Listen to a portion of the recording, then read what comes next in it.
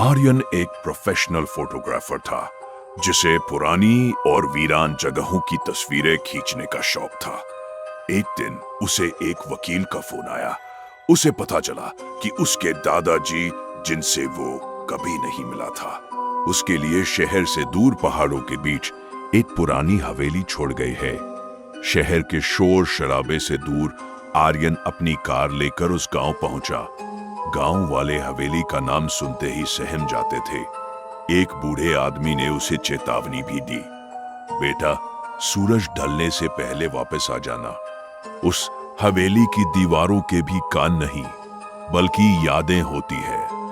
आर्यन ने इसे महज एक अंधविश्वास माना और हवेली के भारी लकड़ी के दरवाजे को धक्का देकर अंदर कदम रखा। हवेली के अंदर का मंजर रहा। हवा में एक अजीब सी भारीपन और सीलन की गंध थी। धूल भरी चादरों से ढका फर्नीचर ऐसा लग रहा था जैसे कोई बैठा हो। हॉल के बीचों बीच एक विशाल आदमकद आईना था जिस पर काला कपड़ा ढका था। जैसे ही आर्यन ने उस आईने से कपड़ा हटाया, उसे अपनी परछाई के पीछे एक और साया खड़ा दिखाई दिया। उसने झटके से पीछे मुड़कर देखा, लेकिन वहां कोई नहीं था। तभी ऊपर की मंजिल से किसी के धीरे धीरे चलने की आवाज आई। खट खट खट। आर्यन का दिल जोर से धड़कने लगा। उसने आवाज दी, कौन है वहां? जवाब में सिर्फ एक ठंडी हवा का झोंका आया और हवेली का मुख्य दरवाजा अपने आप जोर से बंद हो गया। अब आर्यन उस हवेली में कैद था। दरवाजा बंद होने की आवाज पूरे हॉल में गूंज उठी। आर्यन दौड़कर दरवाजे की तरफ गया और उसे जोर जोर से पीटने लगा, लेकिन वो टस से मस नहीं हुआ, मानो किसी अदृश्य ताकत ने उसे बाहर से जकड़ लिया हो। अचानक हवेली की पुरानी लाइटिंग मध्यम सी जलने और बुझने लगी। आर्यन ने अपना कैमरा निकाला और उसका नाइट विजन ऑन किया। कैमरे की स्क्रीन पर सब कुछ हरा और डरावना दिख रहा था। लाइब्रेरी का रहस्य। आर्यन धीरे धीरे हॉल से सटकर बनी एक पुरानी लाइब्रेरी में पहुंचा। वहां हजारों किताबें धूल फांक रही थी।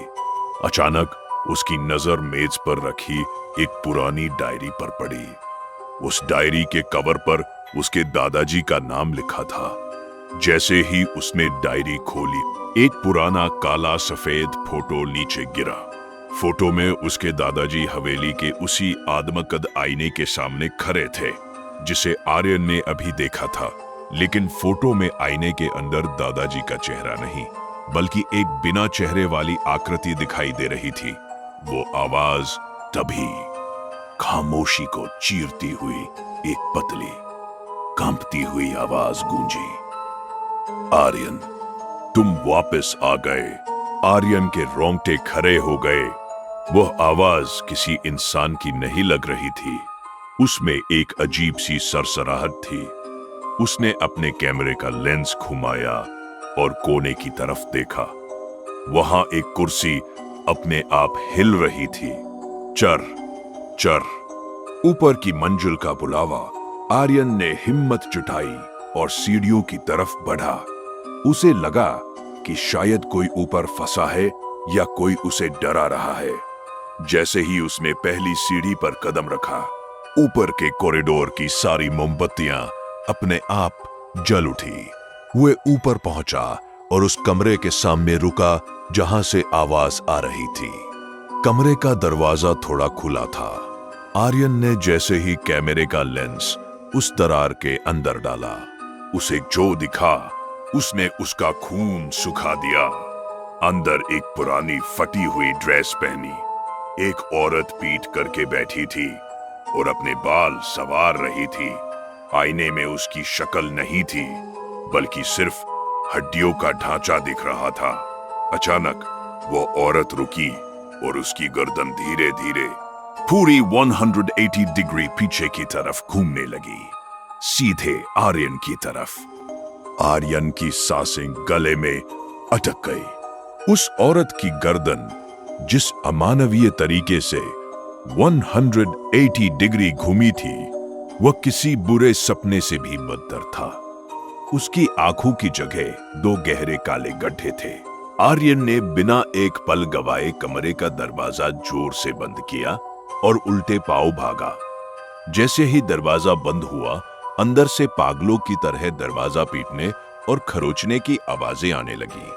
खर्च खर्च, खोलो इसे। वह सीढ़ियों से गिरते पड़ते नीचे हॉल की तरफ भागा।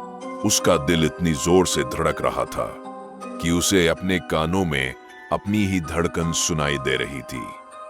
दादाजी की चेतावनी आर्यन वापस उसी पुरानी लाइब्रेरी में जा छिपा और एक कोने में दुबक गया। उसके हाथ में अभी भी वो पुरानी डायरी थी। कांपते हाथों से उसने डायरी के पन्ने पलटने शुरू किए। पन्नों का रंग पीला पड़ चुका था और स्याही कई जगहों पर फैली हुई थी। उसकी नजर एक तारीख पर रुकी, 30 अक्टूबर 1973। डायरी में लिखा था, मेरी खोज पूरी हुई, मुझे वो मंत्र मिल गया है। लोग कहते हैं कि मौत अंतिम सच है, लेकिन मैं इसे बदल दूंगा। ये हवेली और खास तौर पर हॉल में रखा वो काला आईना, वो सिर्फ एक आईना नहीं है, वो एक दरवाजा है दूसरी दुनिया का।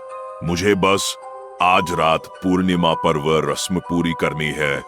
अगले पन्ने पर लिखावट बहुत खराब और डरावनी थी, जैसे किसी ने बहुत हड़बड़ी या डर में लिखा हो, गलती हो गई, बहुत बड़ी गलती। वो आईना परछाई नहीं दिखाता, वह रूहों को खींचता है। मैंने दरवाजा खोल दिया है, लेकिन अब मैं इसे बंद नहीं कर पा रहा। वे सब बाहर आ रहे हैं और अब वे मुझे लेने आ रहे हैं। जो कोई भी इस आईने में अपनी पूरी परछाई देखेगा, उसकी जगह आईने के उस पार की दुनिया में तय हो जाएगी। बदलता हुआ चेहरा आर्यन के हाथ से डायरी छूटकर गिर गई। उसे अब समझ आ रहा था कि उसे यहां क्यों बुलाया गया था। ये कोई विरासत नहीं, बल्कि एक जाल था। उसने फिर से जमीन पर गिरे उस पुराने फोटो को उठाया, जिसमें दादाजी का चेहरा नहीं दिख रहा था। लेकिन इस बार फोटो को देखकर उसकी चीख निकल गई। फोटो में जो आकृति थी, उसके चेहरे पर अब धुंधलापन नहीं था। वहां अब एक साफ चेहरा उभर आया था। वो चेहरा आर्यन का था। अंतिम सामना तभी लाइब्रेरी के बाहर मुख्य हॉल से एक तेज और डरावनी हंसी गूंज उठी। ये वही आवाज थी जिसने उसे पहले पुकारा था। आर्यन, रस्मपुर